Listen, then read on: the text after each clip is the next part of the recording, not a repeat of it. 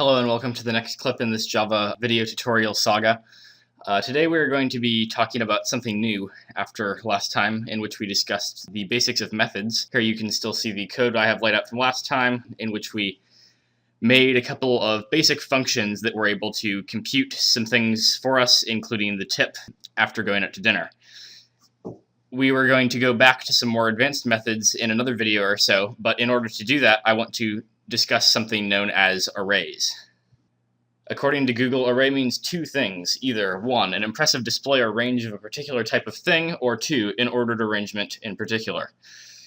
In particular, we're going to be looking at this first definition with relation to computer science, but hopefully by the end of this we will have an impressive display or range of particular ordered arrangements, in other words, an array of arrays. So an array is an ordered arrangement of things, and so essentially it's just a collection. Sometimes we want to talk about more than one quantity at once. So in the past in our programs we've been storing an integer x to a variable of some sort, storing a number, maybe storing two numbers with two variables x and y. But in the real world, a lot of the time we need to store amounts of data that are much, much larger than that. And we need a way to keep track of related values while maintaining their organization and knowing exactly how we're going to refer to them. And to do this, we use what are called arrays. So if I give you a list of numbers, maybe 2, 5, 8, 15, 17, 24, and 36. That is an array of numbers. And kind of like in math, we can write it as a set with curly brackets to show that this is some set that contains all of these elements to it. And this is not just a set, it is an ordered set. And so we would say that this element comes after the previous one, and the 8 comes after the 5, and the 15 comes after the 8. And these don't necessarily have to be in increasing numerical order, and so that's actually not too significant. But the point is that the order does matter, and an array allows us to keep track not just of the fact that all of these numbers exist somewhere, but that they occur in a particular order to which we can assign some particular significance and interpret in light of how we structure our program. So I'm going to now show you how to create an array in Java that represents something that we are all familiar with. So I'm going to obliterate everything I've done so far, except for the public static void main framework. All right, so let's say that I want to keep track of something that we're all very familiar with, the weight of an individual over time, starting from their birth and maybe counting up 1 every year from then. And I'm not going to do all the values because that would be a lot of values, but I'll pick maybe 8 or 10 that we can keep track of. And so before, if I wanted to store an integer to x, I'd say int x equals 5. And thenceforth I could recall on x and retrieve the value 5. Now, if I want to make an integer array, which means an array of values, so in other words, an ordered list of values that contains integers. What I do to symbolize this in Java is int square brackets with nothing in them, and then I can give it a name. So just like int told us that we were going to be making an integer, int brackets tells us that we're going to be making an array of integers. And this is just notation in syntax so that the program can interpret precisely what we're trying to do. So I'm going to call this weights. And I'm going to say that my weights are, let's see, when you're born, let's say you're 9 pounds. And then a year after that, you are 12 pounds, 15, 18, 24, 47, maybe you gained a lot of weight. Maybe you lost a pound, so go down to 46, and then up to 57. And I'm more interested in app development than child development, so I have no idea how accurate this is, but regardless, we have a list of values that represents the weight of a child as it grows for some number of years. Now, let's say I want to call upon these values and say, hey, so I have this array of weights, so I call this is just a name. It's the name that I give to my integer array of weights. And let's say I want to reference one of them and say, hey, how much did you weigh when you were 5? How much did you weigh when you were 7? The way I do that, I can say that some particular integer, let's see, initial weight is equal to, and this is how I retrieve a value. And this is kind of like function notation in math, so if you're familiar with that, this will be a great analogy. Weights, and then I put my square brackets, but this time, instead of leaving the brackets empty like I did when I defined this, I'm going to put whichever value I want. Now, if you wanted your initial weight, your first instinct is to probably put a 1 here. And let's investigate that and see what happens when we print out our initial weight.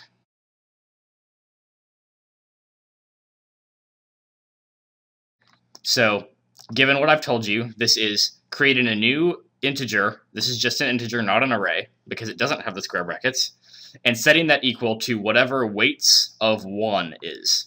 And your first hypothesis is probably that this will give us a 9. And I'm going to run this and prove you all wrong, because we got a 12, and a 12 appears to be the second value in our array. So I guess logically, we might try 0. And to our relief, we find that this does in fact give us our initial value. Now, this might seem kind of funny because we're looking at a list and we would probably say, hey, 9's the first value, 12's the second value, 15's the third value, and so forth. You know, why the heck are you starting this thing counting at 0? Well, computer programmers like to count at 0, and computers in general like to start counting at 0, because when we count at 0, it allows us to express things more usefully, and also from a mechanical perspective, which we don't need to worry about so much, but it does allow computers to compute things more efficiently, and it's just kind of a better design. And that's the paradigm that was chosen when computers started being developed, and it's one of those things that no one can really change at this point. And it also kind of makes sense, because what we're really asking is, when you're born, are you really 1 year old? You're not, because you just were born, and you haven't had a year pass by yet. And so this actually kind of makes sense that our initial weight when you were first born is actually kind of an age of 0. You haven't aged at all yet, and so your age is 0. And so this actually kind of meshes up nicely with the intuition on weights, which is part of the reason I chose this example. All right, so here's when you're 0 years old. How about on your first birthday? Well, we already saw this.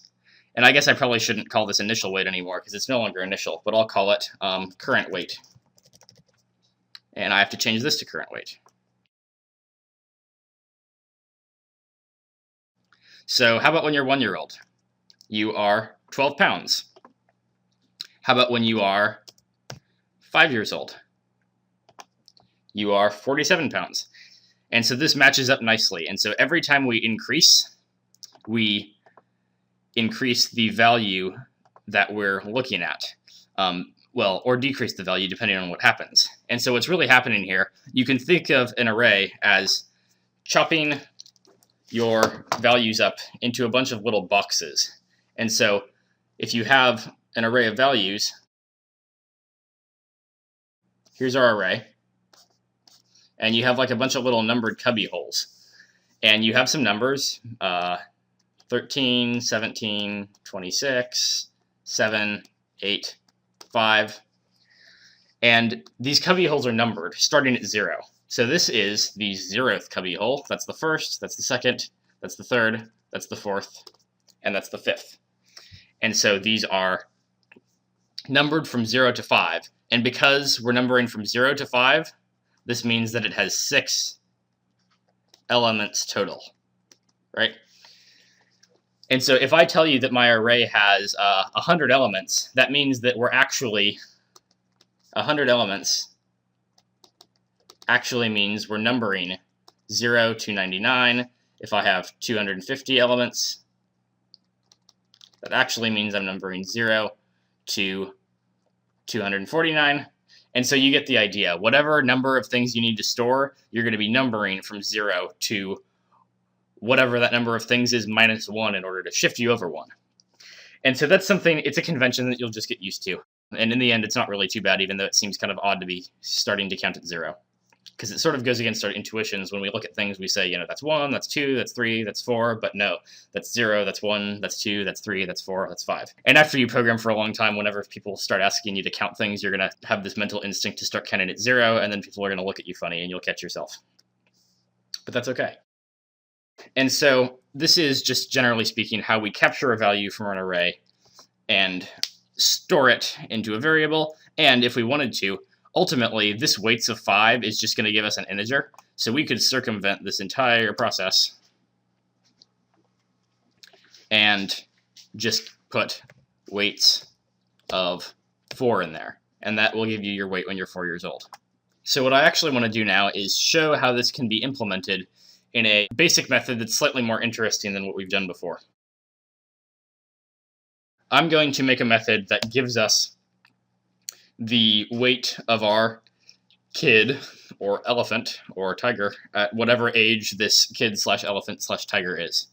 And so I'm going to make a new method, and I want this method to return to me the weight, and that weight is going to be an integer. And so I'm going to write static int, and I'm going to call it weight at age, and then I'm going to name my function so that when I put in an argument, I can be like weight at age parentheses 5 or something like that. And so it actually reads kind of like a sentence, because you're going to say, hey, what's the weight at age 5?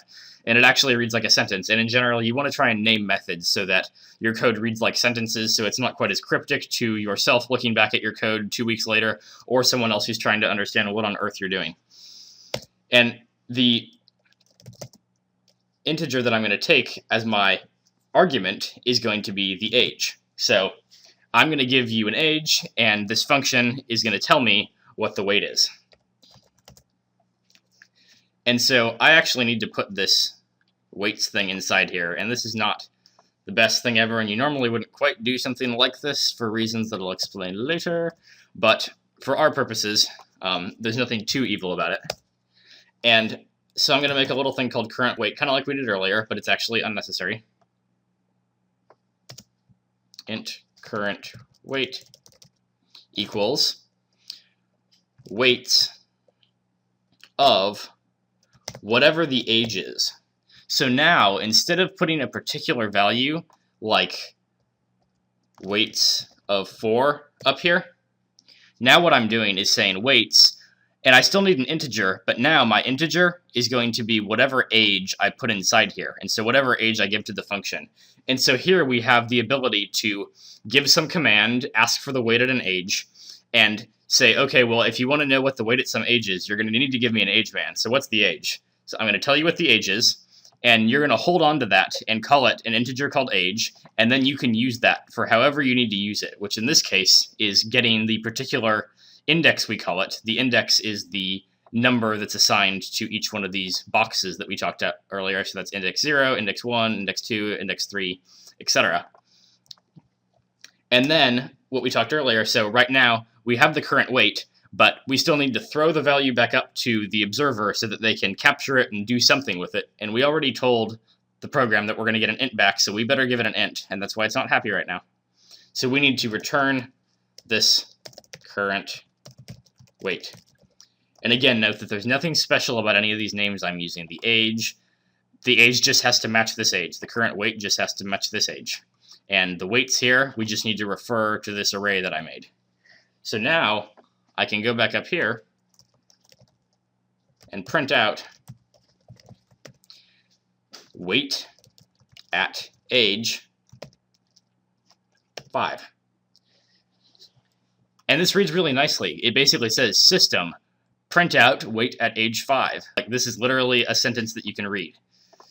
And when we run it, the weight at age 5 is 47, which makes sense because we got 0, 1, 2, 3, 4, 5, which matches our intuitions about what this should be doing. Now I'm going to ask for the weight at age 6.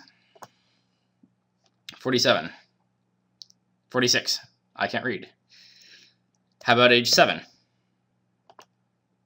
57. Now, let's be adventurous and see what happens when we put an 8 in here. Because the thing is, it's not always going to be us assigning these values. Sometimes we might have another method or another function or some other part of our program that's telling us what age we want to get our weight at.